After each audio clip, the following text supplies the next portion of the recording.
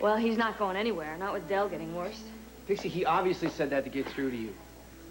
Look, I tell you what I'm going to do. I'm going to get you a bodyguard. I promise you, Seabone won't be able to get within 50 feet of you. Not if I'm in Hawaii, he won't. What are you saying? You change your mind?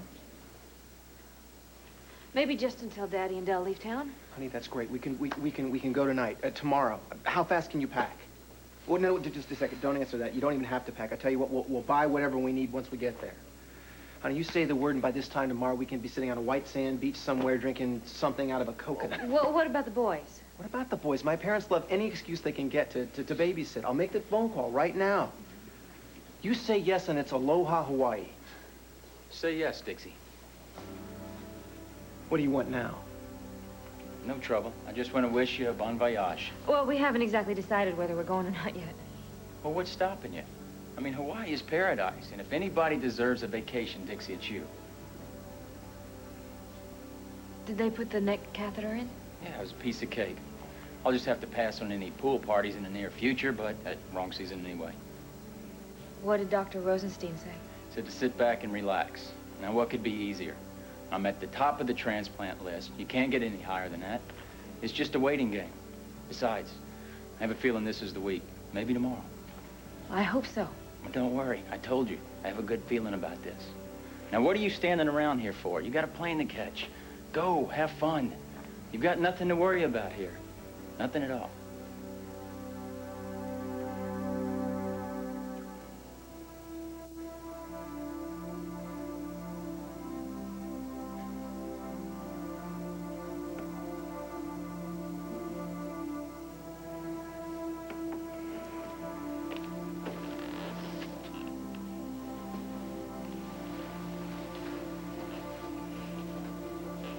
Well, ain't it a small world? I was just in the cafeteria having lunch with my best gal pal, Ruthie, and, well, I hope I'm not interrupting. Do you mind if I join you? Oh, I picked a bad time. I guess you didn't just wander into the hospital chapel off the street, did you? You're here for a reason. Is it bad? Is there anything I can do? My boy's gonna die. I'm just so sorry, you poor thing. And Dell? He's taking it like a trooper. Well, are they sure? Can't get a straight answer from anybody around these damn hospitals anymore. All these doctors are afraid of being sued or something. They always said Dell's kidney problem was serious, but wouldn't you figure a big strapping kid like Dell, he could just hang on forever? I did. Or at least until he got himself a new kidney. Dialysis was supposed to keep him going until then. And the dialysis isn't working? Not for much longer. He's got some kind of a blood clotting problem.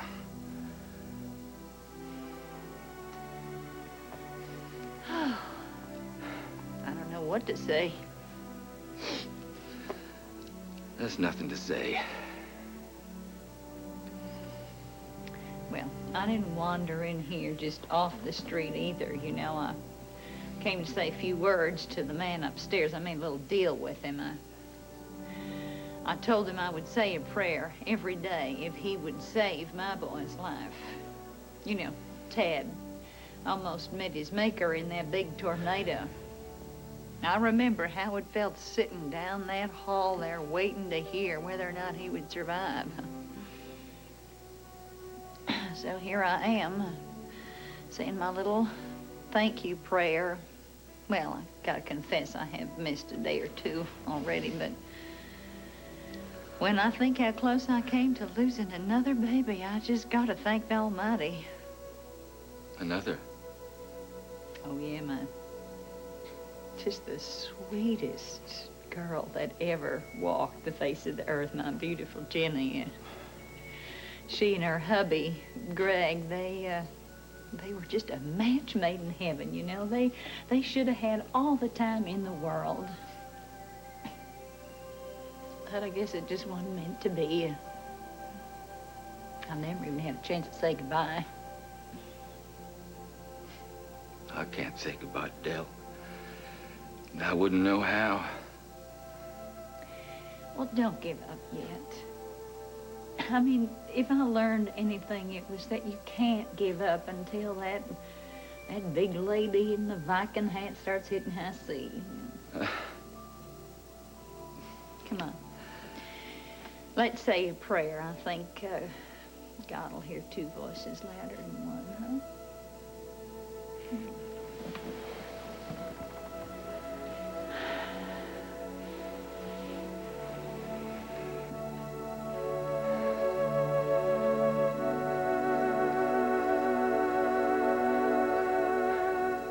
Time is money.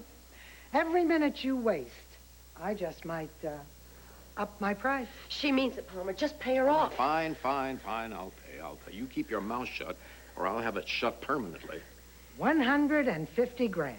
Oh, cash, please. This may take some time. No, it can't.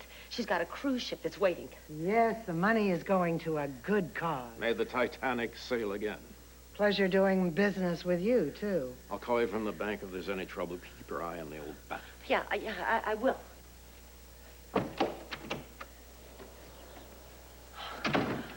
Thank you. Keep your gratitude. I don't want it. Look, I'm sorry I didn't get a chance to explain what was going on. I mean, Palmer just went on the rampage, but you pulled through for me. You went to bed with that man? Just once. You have lost your only last marble. It wasn't that bad. I don't want to hear about it.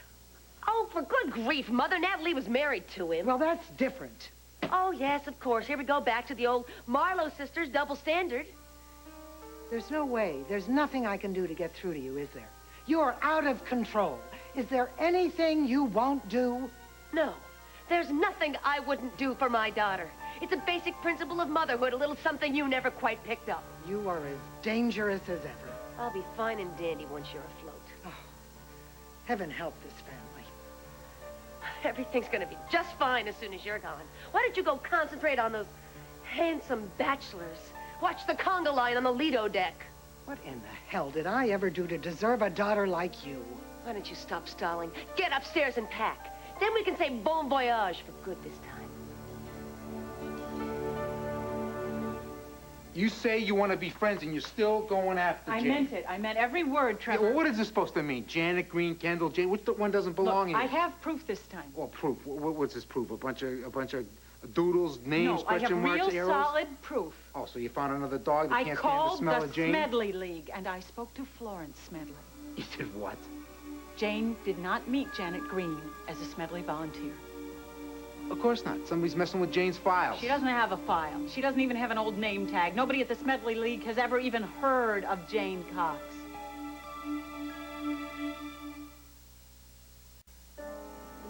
So go ahead, have a blast. It was really great getting to know you. Sorry I couldn't have been a better brother, but I hope everything works out for you. For both of you. And good luck with the kid that's almost on the way. Why are you talking like this? Well, by the time you get back, Daddy and I will be long gone. I'll leave my address with Opal in case you want to, write or anything. Good luck, Dixie. I mean that, sincerely. Goodbye. Goodbye, Dale.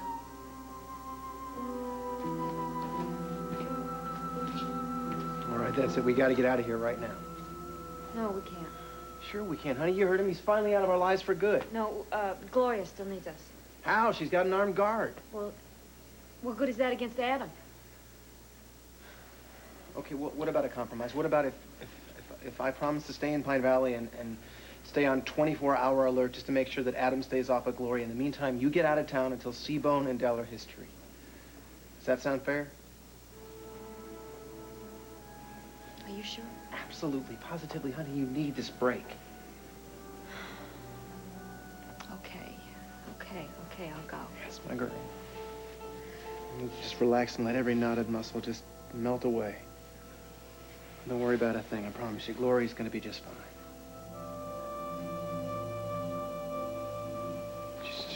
I hate you, and I cannot forgive you for what you put me through. I'm getting a divorce. Glory, just think for a minute. A baby. That's what I am thinking about the baby. You will not lay a hand on my child. It's my child, too. You don't expect me to just walk away. Guards, somebody help me. Somebody, please. Give me a chance. What's wrong? Nothing. Get him out of here. This is not Stuart. This is Adam, and I want him out of here. Just let go of me, you gorilla. Gloria, tell him to stop. Please. Whoa. I'm calm. I'm completely calm. I'm calm. Nothing is going to happen to you. I'm not going to let anything happen to you. I promise.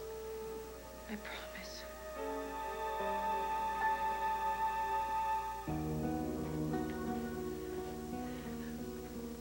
Got everything packed? Don't forget those seasickness pills. Too late. I've already passed nauseous. Oh, come on. Why don't you try to be a little happy? Things around here are about to blow sky high. At least I don't have to be here when they do. Sounds like opportunity. Did you get it? Yeah. It's here. Every blood-stained cent.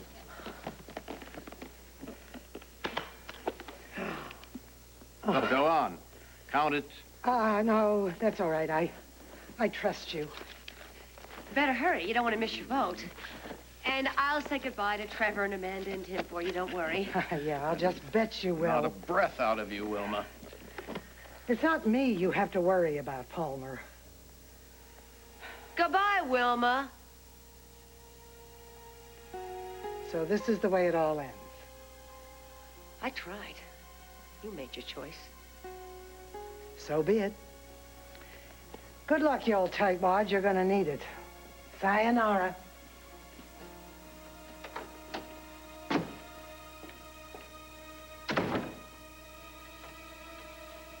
What did she mean by all that? I don't know. Who cares? Good riddance. I mean, the main thing is you and I are home free. You can go back to Opal, and I can marry Trevor, and we'll live happily ever after. Jane never volunteered anywhere, and she never worked at the prison either. Then how the hell did she hook up with Janet from another planet? Well, this is my question. Exactly. And I'll have an answer as soon as I get back from Greenbrier. I'm going to go there. I'm going to talk to Jane. You're headed in the wrong direction. Janet is serving her time at the state pen. No, not anymore. She was transferred to Greenbrier. And that's where Kendall served her time. Do you see why I've been so suspicious? There's something going on. When you're right, you're right. I'll see you in Pine Valley. Where are you going? Home. I got a couple of things I gotta straighten out with Ms. Jane Cox.